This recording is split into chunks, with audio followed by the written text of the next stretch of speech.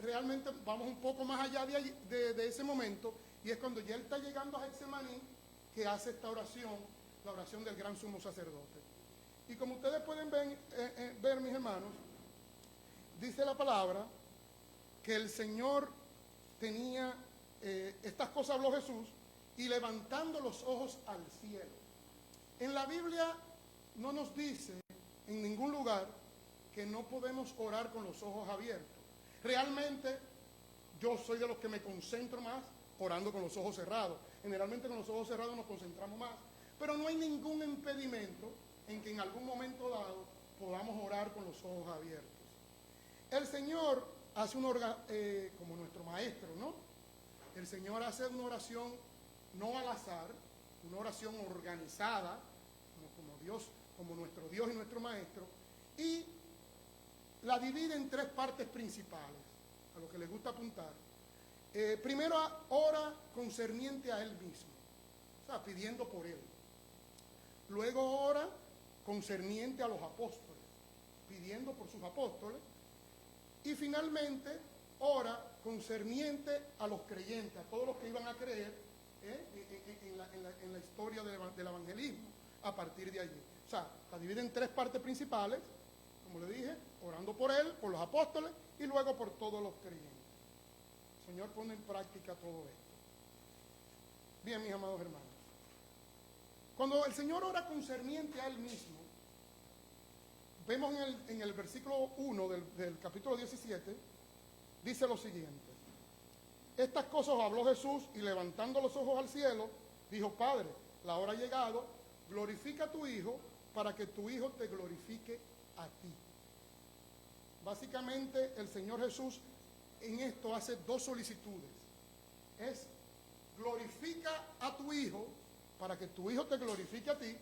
Y la otra solicitud que el Señor hace es: básicamente devuélveme esa gloria que yo tuve contigo antes de la fundación del mundo. Es lo que le llamamos, ¿no?, la gloria Shekinah, la gloria de Dios, ¿no? El Señor Jesús, como pueden ver, hermanos, hace una oración organizada, pero al mismo tiempo hace la petición, pero da una razón por la cual él pide. O sea, él no pide al azar, sino pido esto por esto, ¿no? Él da una razón y da razones por las cuales él pide. Y vamos a ver, mis amados hermanos, cuáles son las razones por las que el Señor está pidiendo esto. Seguimos.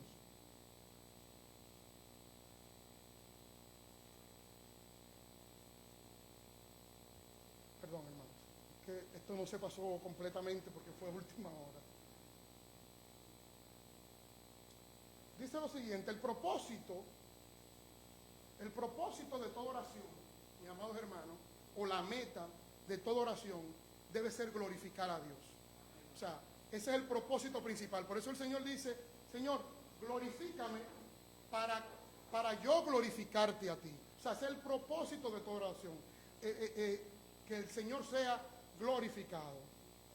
Y, hermano, en la segunda oración, en la segunda petición que el Señor hace, les dice que me devuelva esa gloria que tuve contigo antes de la fundación del mundo, como le dije anteriormente, la gloria Shekinah. Y de la razón que él dice es porque yo he manifestado tu nombre a lo que del mundo me diste. O sea, él siempre da una razón por la cual él está pidiendo. Y mis amados hermanos, el Mesías, nuestro Señor Jesucristo, el Padre amado, le concedió los dos deseos.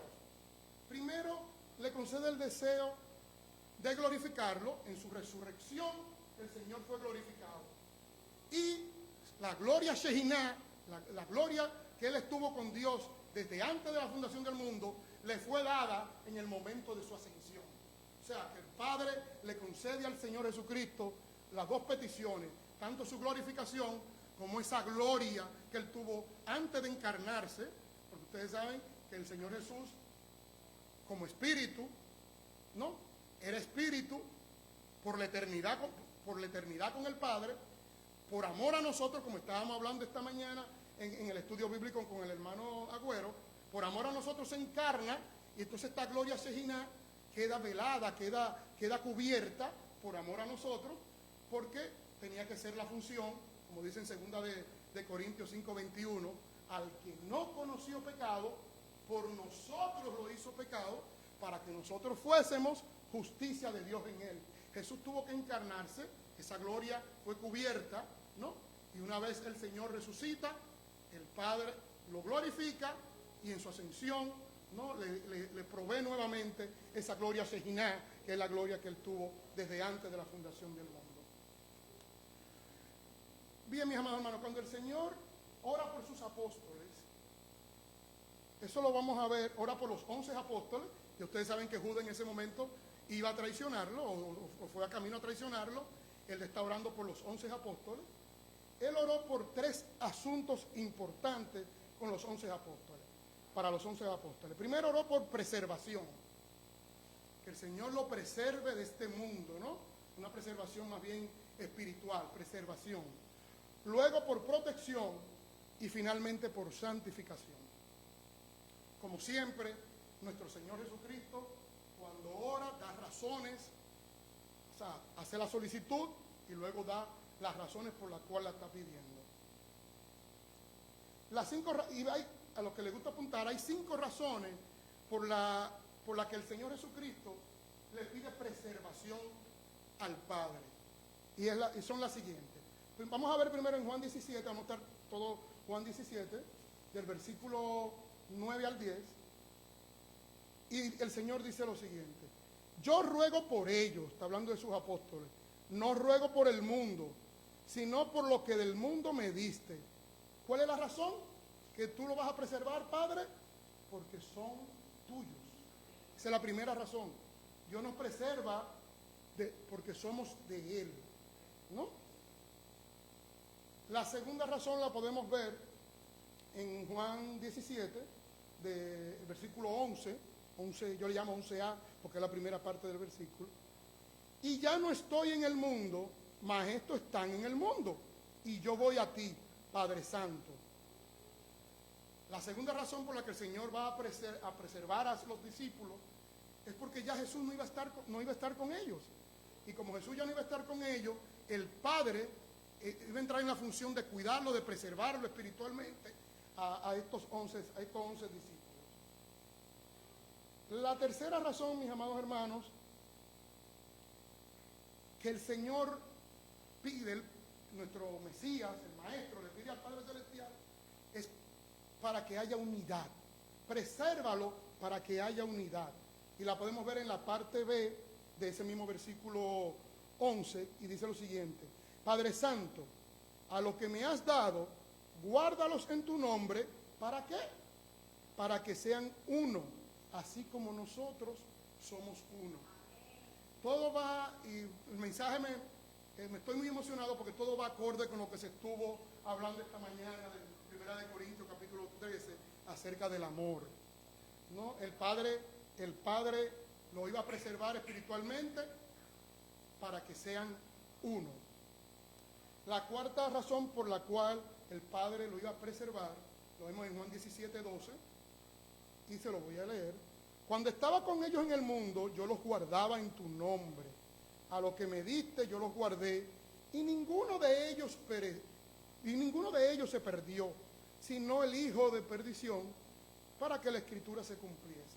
Nuevamente, el Señor Jesucristo indica que cuando estaba en el mundo, Él los cuidaba, los preservaba espiritualmente, ¿no? Ahora Él iba al Padre, iba a pasar por el proceso, ¿no?, de la crucifixión, y el Padre se iba a encargar de preservarlo, ¿no?, excepto a Judas, que era el hijo de perdición, que a propósito, hay algunos pastores que entienden que Judas es un héroe, ¿no?, pastores de falsa doctrina, y la misma Biblia dice que es un hijo de perdición, ¿no? Y eso es bueno aclararlo. La quinta razón, mis amados hermanos, lo podemos ver en Juan 17, 14. Y se lo voy a leer rapidito, por la cual el Señor le pide al Padre en la oración que preserve a sus apóstoles.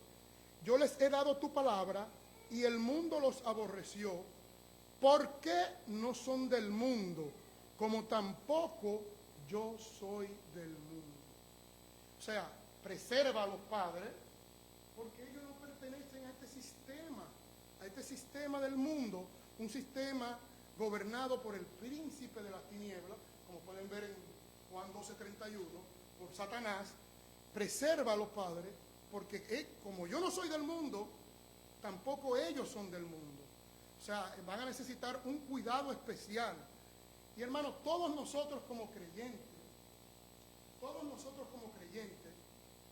en un mundo donde Satanás es el príncipe de este mundo, necesitamos un cuidado especial de nuestro Padre Celestial. Eso es una realidad, hermano. Como le dije, principalmente el Señor, por sus apóstoles, le pide como por preservación, por protección y por santificación. Vamos ahora a la parte de que es protección. El Señor pide por protección en los versículos 17 del 15, en Juan 17, versículos 15 y 16, que se lo voy a leer. No ruego que lo quites del mundo, sino que los guardes del mal. No son del mundo, como tampoco yo soy del mundo.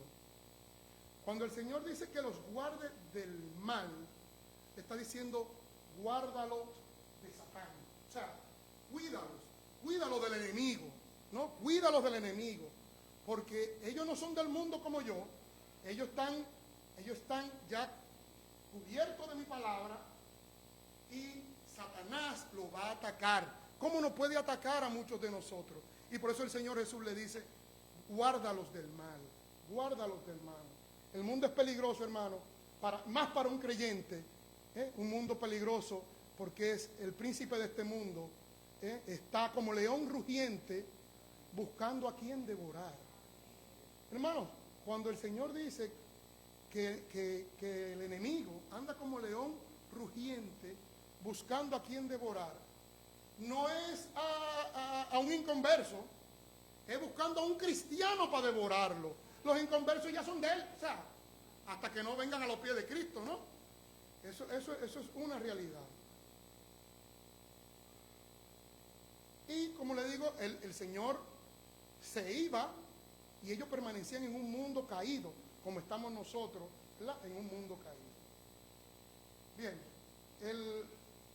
como le digo, el Señor le ora primero por preservación espiritual, luego protección en todos los sentidos, protección física y protección espiritual, ¿no? Pues sabemos que todos murieron como mártires, ¿no? Pero después de haber hecho su función. Todos murieron como mártires, excepto Juan, que básicamente fue enviado a la isla de Patmos, donde murió a la edad de 90 y pico de años, donde escribió el Apocalipsis, pero básicamente todos murieron como mártires, pero el Señor los preservó y los protegió hasta que cumplieron su función, ¿no? Y nos dejaron las bases de la iglesia sobre la roca que es Jesucristo. Hermanos, también nos habla, como le digo, preservación, protección, y ahora vamos a la santificación. El Señor oró por la santificación de sus apóstoles. Y es versículos 17 y 19 del capítulo 17. Dice así: santifícalos en tu verdad, tu palabra es verdad. Como tú me enviaste al mundo, así yo lo he enviado al mundo. Y por ellos yo me santifico a mí mismo, para que también ellos sean santificados. En otras palabras, hermanos, santidad, ser santos, es ser apartados para Dios, ¿no?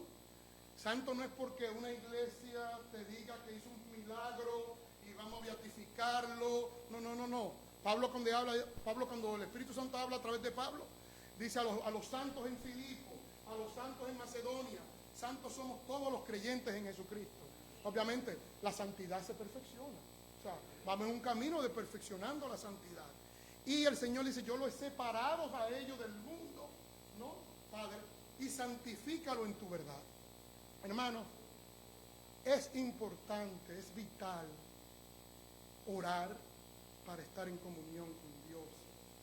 Es bueno y vital y bueno ayunar. No como una manera de chantaje, Señor, estoy ayunando para que me conceda esto. No. para estar de una manera, estar en el Espíritu, tener momentos, horas y momentos de comunión especial con Dios, hermano. Pero el elemento primordial que Dios utiliza para la santificación es su palabra. Hermanos, podemos orar mucho, ayunar mucho, pero si no leemos su palabra, si no la estudiamos, si no la escudriñamos como Él manda, no vamos a crecer en santidad. Porque Él lo dice claro, santifícalos en tu verdad. Tu palabra es verdad. Tu palabra, esa palabra es la que nos va a santificar, la que nos va a llenar, como dice, en mi corazón he guardado tus dichos para no pecar contra ti. O sea, eso es lo que nos da la limpieza, la santificación. Nuestro espíritu sigue creciendo, vamos cada día más, transformándonos de gloria en gloria hasta llegar a la perfección cuando lleguemos a la gloria. Pero comenzamos desde aquí, el camino comienza desde aquí. Como le dije, el Señor ora originalmente por Él mismo, ora luego por los apóstoles, ¿no? Y finalmente ora por todos nosotros, ¿no? Los que íbamos a creer en su palabra a través de esa predicación y de la Biblia y de esos escritos que el Espíritu Santo hizo a través de los apóstoles, ¿no? Y cuando el Señor ora por los creyentes, por todos nosotros, Él pide dos cosas. Él le pide al Padre unidad y glorificación de todos los creyentes. Vamos a ver, cuando Él pidió en Juan 17:11, que pidió la unidad, ¿no?, de los apóstoles y de la iglesia primitiva, ustedes pueden ver que eso se cumplió, esa unidad se cumplió en el libro de los Hechos. Pueden ver que estaban básicamente unánimes. Hubo unas que otras diferencias, ¿verdad?, porque siempre somos humanos y hay unas que otras diferencias, pero todas fueron superadas, ¿no? Y básicamente era una iglesia unida en amor, y eso se cumplió, esa unidad, el Padre concedió esa unidad, ¿no? Y eso se logró y se puede ver, no lo voy a buscar en el libro de los Hechos. Cuando pide unidad para nosotros los creyentes, en cierta manera se ha cumplido también, pues todo creyente forma parte ahora del cuerpo de Cristo. O sea, todos estamos unidos en el cuerpo de Cristo. Eso no quita, pero Dios va más allá, hermano. Dios va más allá. Dios pide una unidad, ¿no?, donde, aparte de que estamos todos como creyentes amalgamados en el cuerpo, somos parte del cuerpo de Cristo, Él pide compañerismo, amor sincero, como estábamos hablando esta mañana, amor ágape, que también habló nuestro pastor. Hermanos, a nosotros nos están observando, nos observan todos los no creyentes, nos están observando hasta el más mínimo paso que damos para acusarnos. Y la mayor piedra de tropiezo que podemos dar a los no creyentes es siendo una iglesia con pleitos, con envidia, con problemas entre nosotros, con disensiones. La mayor piedra de tropiezo para venir a Cristo de las personas que ven nuestro comportamiento es esa, mi hermano. Tenemos que ser una iglesia de amor, de compañerismo, de sacrificio el uno por los otros. Y ese ejemplo que le damos a los no creyentes dirán, wow, pero esa iglesia, cuánto amor, cuánto compañerismo, cómo se sacrifican uno por otro. Yo quiero de eso. O sea, ¿qué es lo que nos une? Y ahí es que van a encontrar que Cristo es el que nos une, ¿no? Y vendrán a los pies de Cristo. Vendrán a los pies de Cristo. Díganme, mis amados hermanos. Y lo dice bien claro, ¿no? ¿Para qué? El Señor siempre, vuelvo y le digo, el Señor siempre da una razón por la que pide esa unidad. Y lo vemos en el capítulo 17 que estamos, en el versículo 21b. Dice lo siguiente, en el versículo 21b, dice, que ellos también sean uno para que el mundo crea que tú me enviaste. Lo que le estamos hablando ahora mismo. Cuando ellos ven esa unidad nuestra, ese amor que hemos estado hablando, es para que ellos van a creer en Jesucristo, que fue el que el Padre envió, ¿no? Eso es una realidad. También pide, como le digo, primero por unidad y luego pide por glorificación. Y el Señor pide que sea en glorificación, y lo vamos a ver en los versículos 24 y 26, que se los voy a leer. Padre, aquello que me has dado, quiero que donde yo estoy, también ellos estén conmigo, para que vean mi gloria que me has dado, porque me has amado desde antes de la fundación del mundo. Padre justo, el mundo no te ha conocido, pero yo te he conocido. Y esto han conocido que tú me enviaste. Y les he dado a conocer tu nombre. Y lo daré a conocer aún. Para que el amor con que me has amado esté en ellos y yo en ellos, hermano. El Señor pide nuestra glorificación.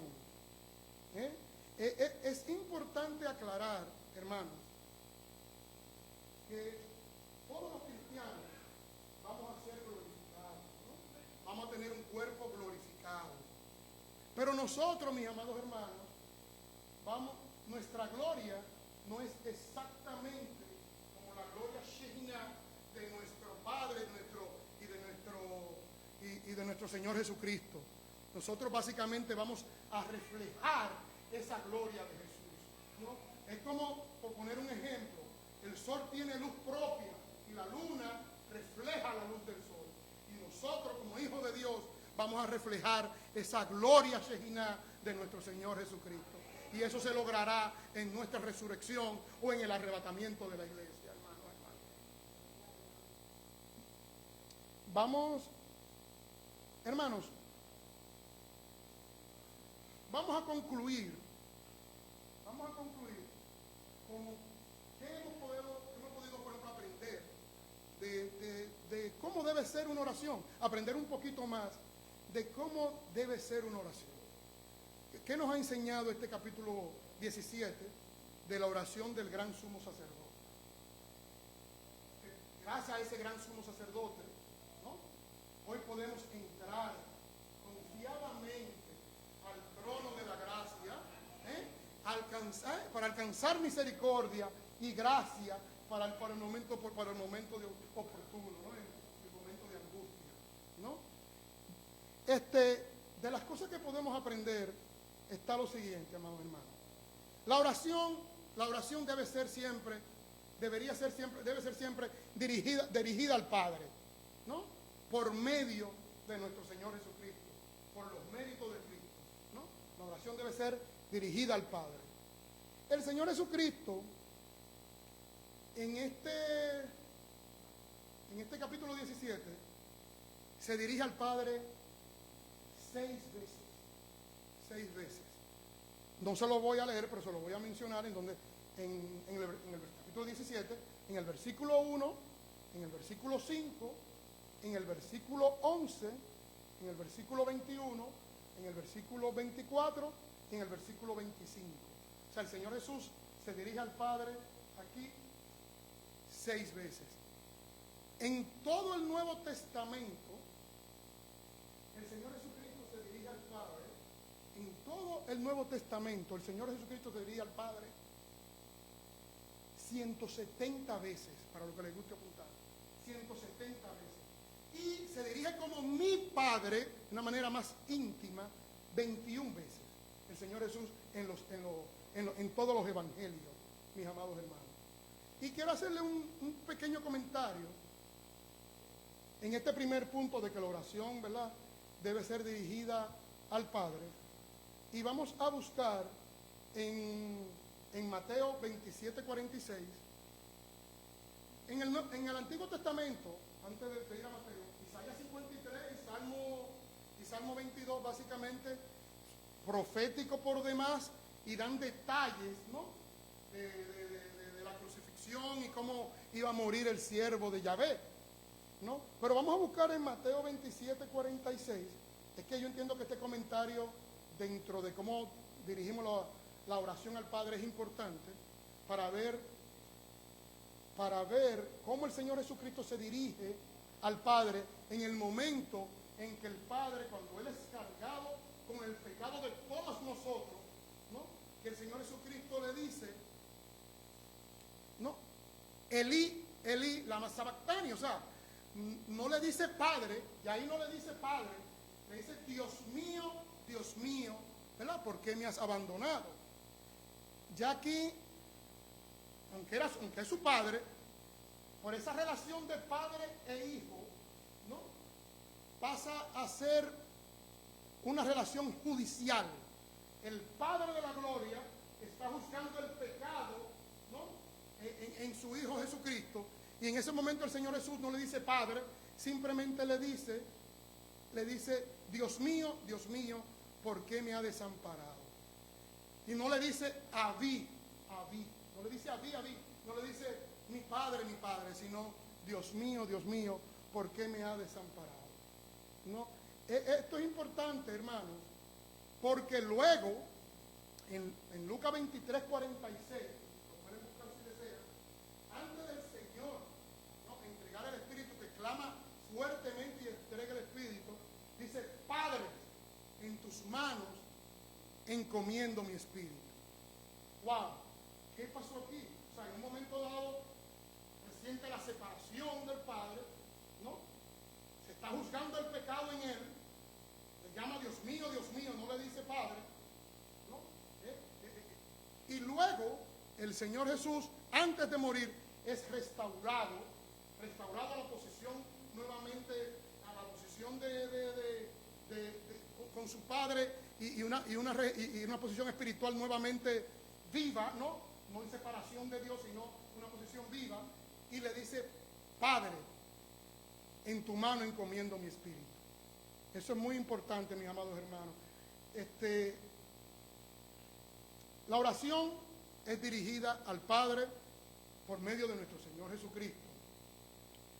La oración debe contener alabanza, gloria a Dios, peticiones.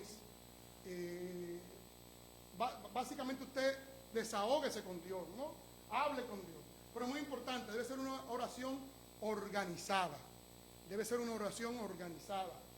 Y no solo, y cuando esté pidiendo, hermano, de una razón, diga para qué. O sea, Padre, estoy pidiendo, Padre, te pido salud, por esto, por lo otro, lo que sea. Porque quiero, Padre, quiero seguir trabajando para ti, quiero hacer, o sea, hay que dar una razón por la cual no pedir así por pedir, ¿no? Dar una razón por qué debemos pedir. Debemos orar, hermano, obviamente por nosotros, orar por nuestros hermanos, por personas que no conocemos, como misioneros, pastores. Debemos orar por amigos de amigos, ¿no? La oración es abarcadora, nos lleva más allá de lo que, ¿verdad?, de lo que podemos alcanzar. Dice que la oración del justo puede mucho, ¿no? La oración del justo puede mucho. Y es muy importante también, mis amados hermanos, que hay que saber que la Biblia es un todo, ¿no? Porque en una parte de la Biblia, los evangelios dicen, y todo lo que pidierais al Padre os será hecho. Pero en otro lado, en Juan dice que si pedimos conforme a su voluntad, Dios lo hará. O sea, tenemos que estar claros que aunque demos razones, esas razones Dios las va a evaluar si son válidas o no son válidas, y Él va a determinar si lo concede en este momento, lo concede después, o no lo concede, ¿no? Pero tenemos que estar claros, porque Él es soberano, ¿verdad, hermano? Pero recuerden que no podemos coger un versículo de la Biblia, sacarlo de contexto y hacer un pretexto y decir, pero estoy orando por esto y el Padre, o sea, como dicen los salmos, la suma de tu palabra es la verdad. O sea, no podemos coger versículos aislados y decir, la Biblia es clara, tenemos que orar conforme a la voluntad de Dios. Mis amados hermanos, de verdad que le doy gracias a Dios porque nos da unas pequeñas, ¿verdad?, unas instrucciones para que seamos más efectivos en la oración, ¿no? El Señor quiere que seamos más efectivos en la oración, que seamos más organizados, que organicemos nuestras oraciones, demos las razones por las cuales estamos pidiendo, que intercedamos por los demás, ¿no? Que lo primero en la oración debería ser alabarlo, bendecirlo y darle gracias. Gracias por todo. Gracias por todo. En lo bueno, en lo no tan bueno, porque Él sabe, como dice la palabra en Romanos 8:28, que a los que aman a Dios, todas las cosas ayudan para bien. Esto es lo que conforme a su propósito son llamados, ¿no? Pero eso no es a todo el mundo, hermano. Eso es a los que aman a Dios. Mucha gente quiere decir, no, que a los que aman a Dios, todo, yo he oído muchas personas, y a veces hasta con mi esposa relajo, que ella dice, todo obra para bien. Y yo le digo, sí, a los que aman a Dios. A los que aman a Dios. Es bueno decir el versículo completo.